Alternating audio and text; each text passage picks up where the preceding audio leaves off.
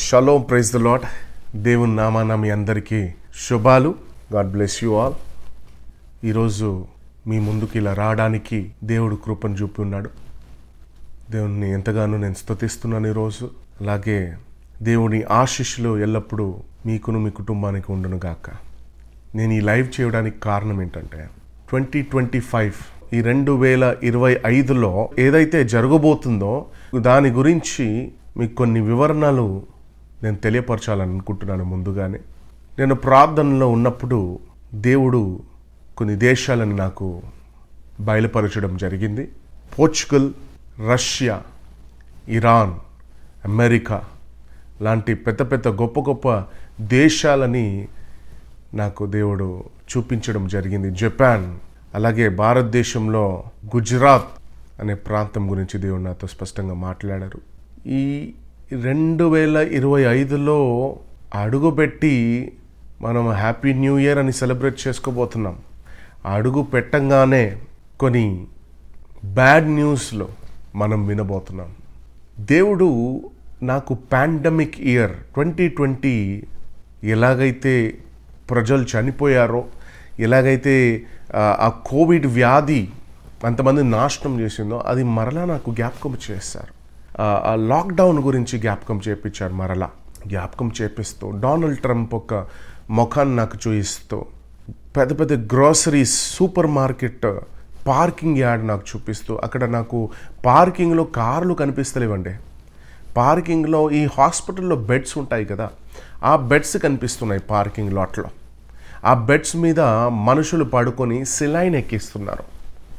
ఎందుకంటే హాస్పిటల్స్లో సీట్లు లేక ఈ పెద్ద పెద్ద పార్కింగ్ యార్డ్లో, ఈ సూపర్ మార్కెట్ పార్కింగ్ యార్డ్ యొద్ద పెద్ద మనుషులని ఆ బెడ్ల మీద పడుకోబెట్టి సిలైన్ లెక్కిస్తుండడం నేను చూశాను.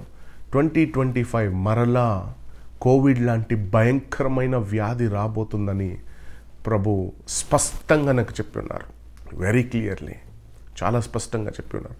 అదే కాకుండా వ్యాక్సిన్ కూడా ముందుగానే వారు తయారు చేసుకుని పెట్టుకున్నారంట. ముందుగానే వ్యాక్సిన్ తయారు చేసుకుని పెట్టుకున్నారు. టెస్ట్ చేయలేదండి, తయారు చేసుకుని మాత్రమే పెట్టుకున్నారు. అది జంతువుల మీద ప్రయోగం చేస్తారంట.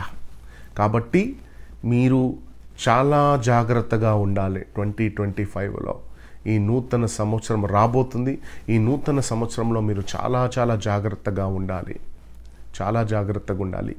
జపాన్, స్పష్టంగా జపాన్లో కొంతమంది ఆఫీసర్లు కూడుకొని ఈ వైరస్ గురించి మాట్లాడడం నేను వింటున్నాను. వైరస్ గురించి వీళ్ళు ప్రిపేర్ అయి ఉన్నారు, మాట్లాడుతున్నారు. ఎలాగా వైరస్ని మనము ఈ లోకంపై ఎలాగా విడుదల చేయాలి, ఈ లోకాన్ని నాశనం చేయడానికి శత్రువులు చూస్తున్నారు. ఈ దేవుడు ఈ విషయాలు బయలుపరుస్తూ నాకు ది డ్రాగన్ టీమ్ అని స్పెసిఫిక్గా చెప్పడం జరిగింది. అయితే నేను అనుకున్నాను, ఇది ఈ చైనా వాళ్ళలాగా దేవుడు చూపిస్తున్నాడు మనుషులని, ఇది చైనా నుండి రాబోతుందేమో అంటే స్పష్టంగా మరలా దేవుడు నాకు చెప్పింది ఏంటంటే ఇది చైనా నుండి కాదు, ఈసారి జపాన్ నుండి ఈ వైరస్ రాబోతుంది అని స్పష్టంగా ప్రభు నాకు తెలియపరుచున్నారు. జపాన్, అలాగే పోర్చుగల్, యూరోప్ గురించి మాట్లాడుతూ యూరోప్లో ఉండాలంటే పేదోనిగా బతకాలి లేదా ధనవంతులుగా బతకాలి. మిడిల్ క్లాస్ వాళ్ళకి అక్కడ చోటు లేదు. మరలా చెప్తున్నాను, యూరోప్లో బ్రతికితే పేదవానిగా బ్రతకాలి లేదా ధనవంతునిగా బ్రతకాలి. మిడిల్ క్లాస్ వాళ్ళకి అక్కడ చోటు లేదండి. ఎందుకంటే అందరూ రోడ్లపై వచ్చి ఉండడం నేను చూస్తున్నాను. యూరోప్లో రోడ్లపై ఉన్నారు. భారతదేశానికి ఒక మంచి శుభవార్త అంటే దేవుడు నాకు బయలుపరుచున్నారు. మన భారతదేశపు డబ్బు, రూపీస్, కరెన్సీ వాల్యూ రాబోతుంది.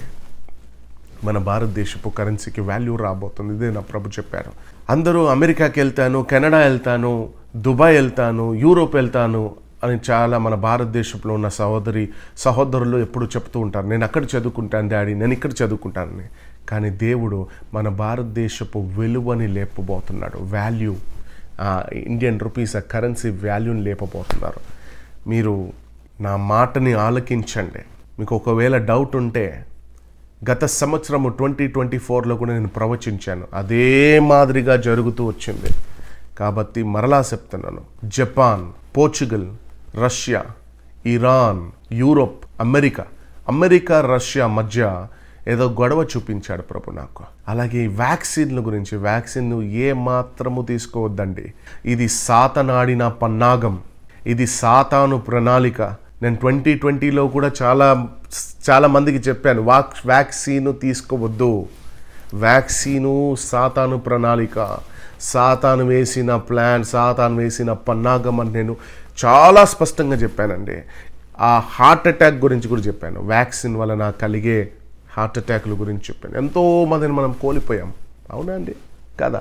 ఎంతో మందిని మనం కోల్పోయి ఉన్నాం ఈ వ్యాక్సిన్ వలన. కాబట్టి ఈసారైనా మీరు జాగ్రత్త వహిస్తారని నేను కోరుకుంటున్నాను. Don't be careless. The devil, శత్రువు భూమిని నాశనం చేయాలని అనుకుంటున్నాడు. చాలా జాగ్రత్తగా ఉండాలి.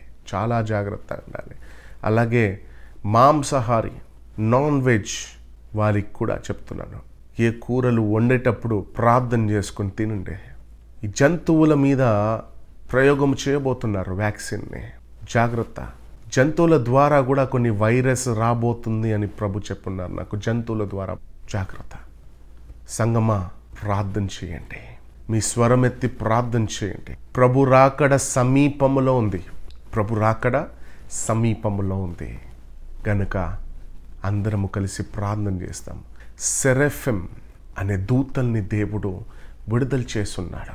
సెరఫిం, ఈ దూతలంట అగ్ని వంటి మాటలు, ప్రతి క్రైస్తవుల మీద అగ్ని వంటి మాటను నాలుకలో ఉంచుతాడంట.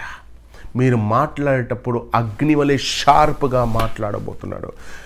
నిజమైన సేవకులు, సేవకుండ్రాండ్లు లేవబోతున్నారు. సిటీలో మాత్రమే కాదు, ఊర్లో, రూరల్ ఏరియాస్లో కూడా దేవుడు వాళ్ళని లేపబోతున్నాడు. ఎన్నడు వినని సేవకుని పేర్లు మనం వినబోతున్నాం. ఎన్నడు లేవని సేవకులు లేవబోతున్నారు, సేవకుండ్రాళ్ళు లేవబోతున్నారు. సంఘములో తీర్పు తీర్చబోతున్నాడు ప్రభు, జాగ్రత్త.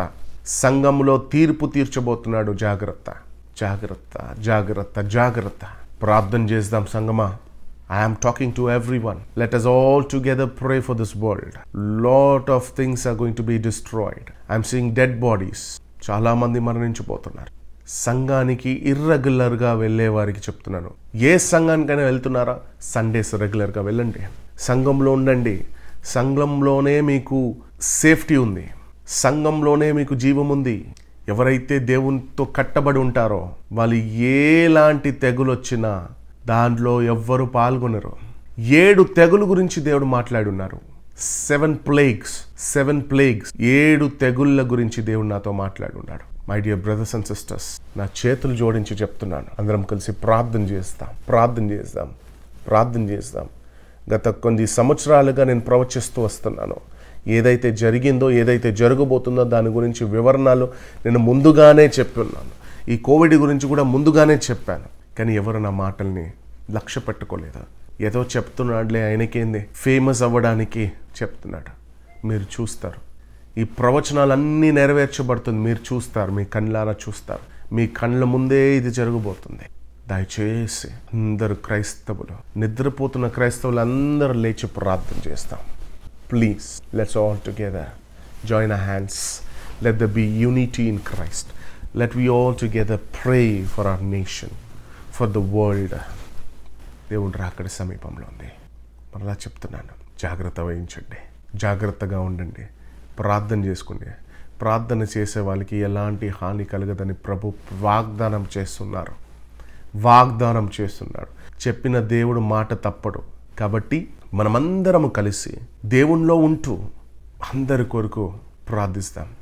ద్వేషించే సమయం కాదండి ఇది. ఒకరినొక్కరు తిట్టుకునే సమయం కాదండి ఇది. ఒక్కల మీద పడి ఏడ్చే సమయం కాదండి ఇది. ఒక్కను చూసి మండడము కాదండి ఈ సమయము. క్రైస్తవుల్లారా, ప్రార్థన చేద్దాం. మీరు చూడబోతున్నారు, you're going to see the prophecy coming to pass. జాగ్రత్త. ఈ విషయాలు దేవుడు నాతో మాట్లాడున్నారు. అందరూ కలిసి ప్రార్థన చేస్తాం. జాగ్రత్త.